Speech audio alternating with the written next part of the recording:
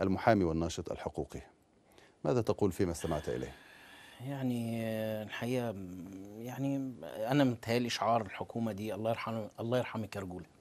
يعني أنا متهيألي ما فيش حد يقبل على نفسه ولا على يعني كله بيتساءل. وشفت أصحاب الناس طلعوا قعدوا يبكوا على ما حدث لاسم تقريبا الضابط بتاع اسم مدينة نصر. طب ما يشوفوا اسم مدينة نصر متوثق فيها كام حالة.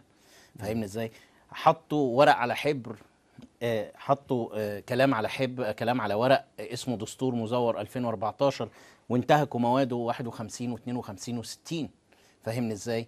الحقيقه ده مش غريب ابدا على السيسي ونظامه ونظام طنطاوي وصدقي صبحي وكل النظام ده اللي من اول كشف العذريه على سمير ابراهيم وضرب بوسينه كامل في احداث مسبيرو الاولى وضرب في احداث مسبيرو الثانيه غدا نجيب، ودلوقتي ماسك ماهنور وقبلها منى سيف. يعني الحقيقه مفيش رجوله اكتر من كده، مفيش قله رجوله اكتر من كده، ومفيش يعني خزيان اكتر من كده ممكن يتوصف بيه السيسي اللي قال احمد علي انا جايب واحد بيجذب الستات. يعني اذا كان هو ده نظرته الشموليه لستات مصر ومدى الانحطاط الفكري اللي الاشخاص بتتكلم بيه، فتوقع منهم اكتر من ذلك. احنا بقى بنتكلم دلوقتي